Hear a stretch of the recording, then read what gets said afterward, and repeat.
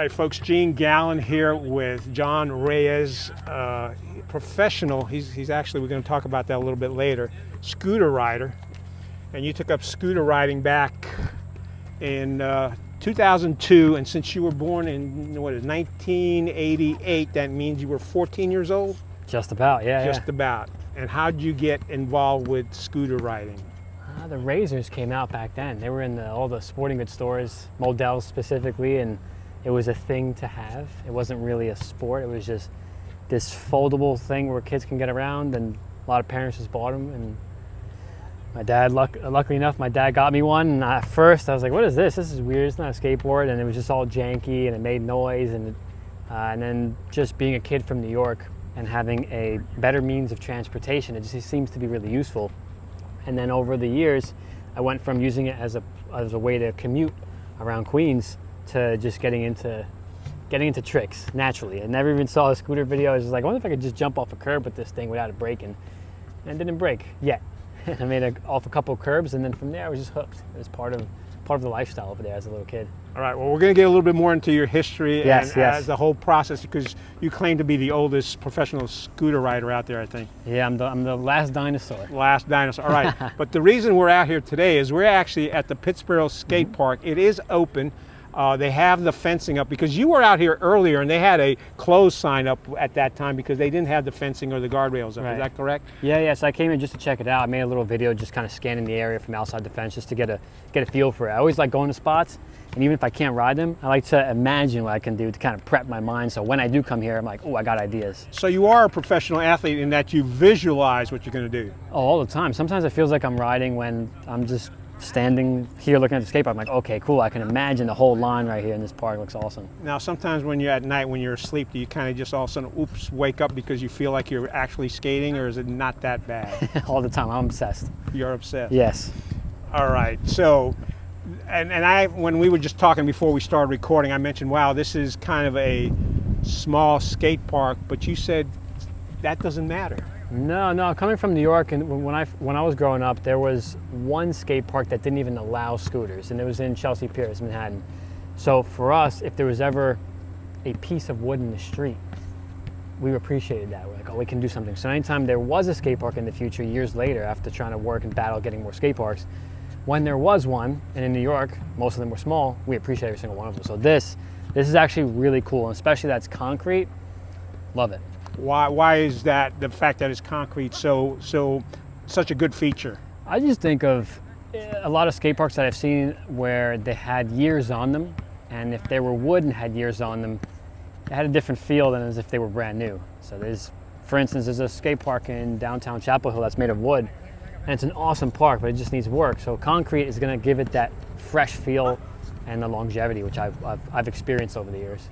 All right. Taking a look at that, what were your first impressions when you came out then and looking at it now? I think the shape of this is just a good idea, because I think it takes a genius to figure out how to make a small skate park work.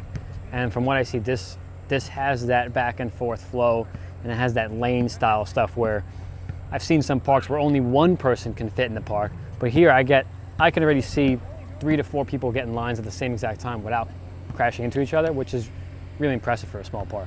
All right, you mentioned flow. When you say flow, flow means different things to different people. When you look at this skate park and you say flow, what exactly does that mean?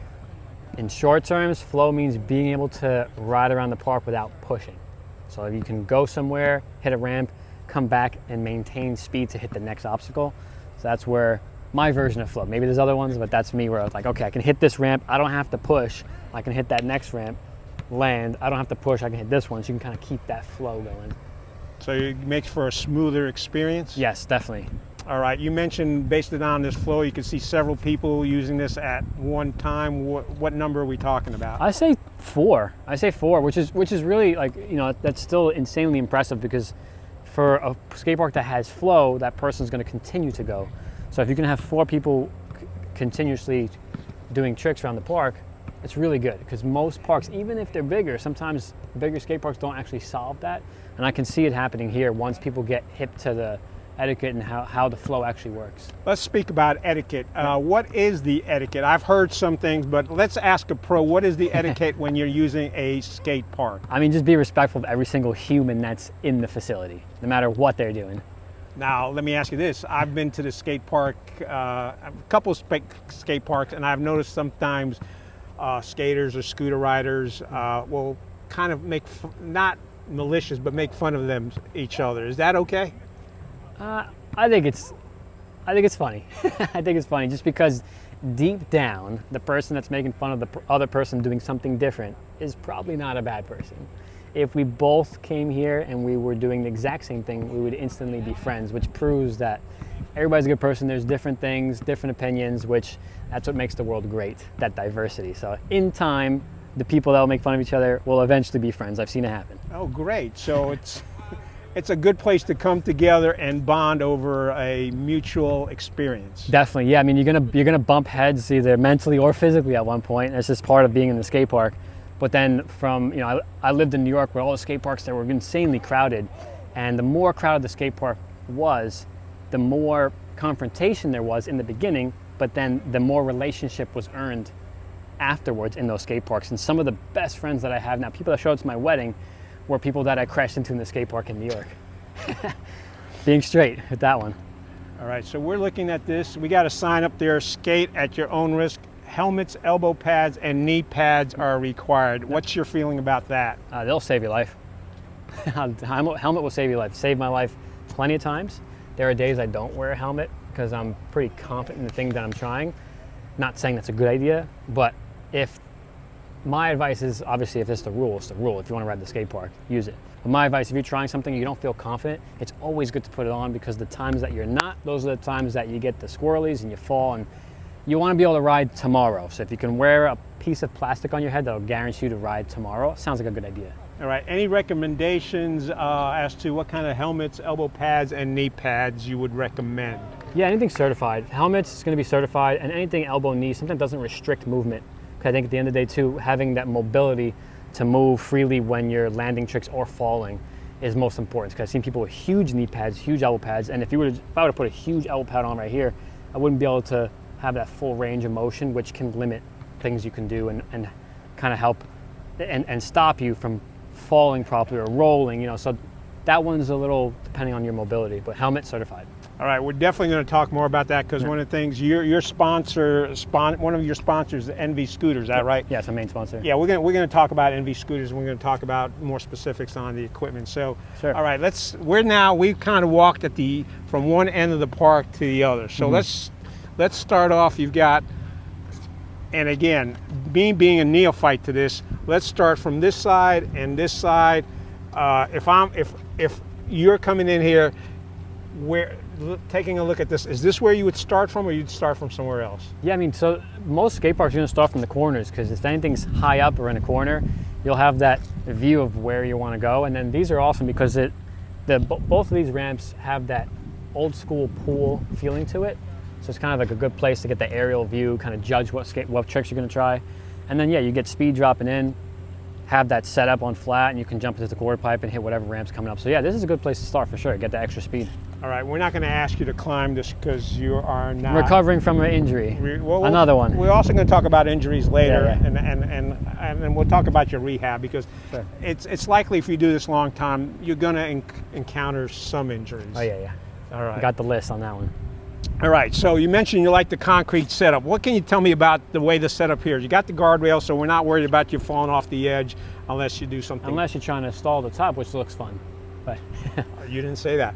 All right, so you were talking about etiquette. So how many guys could I have up here, and how many would be coming off at one time? I mean, you could get at least 5 to 7 riders, skateboarders. If you have a BMX bike, maybe 3.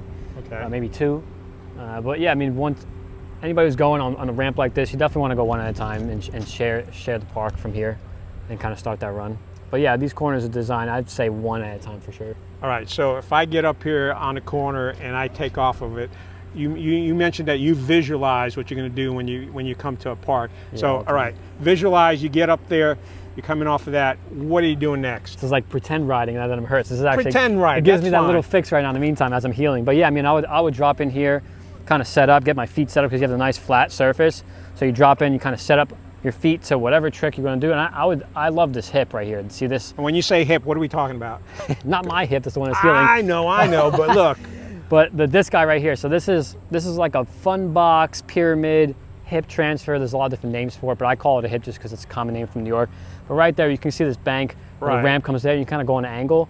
This is something that I prefer. I like. I love hips. There's a few hips from New York that I've loved learning tricks on. So that's something that you can hit that one and kind of get that angle, get some height, get that back wheel pop, and then land coming into that right bank, which kind of brings you either to this little spine right here or the back quarter pipe. So you kind of get that flow where you can land and hit that next ramp in the back, which looks really fun. All right, now, how high?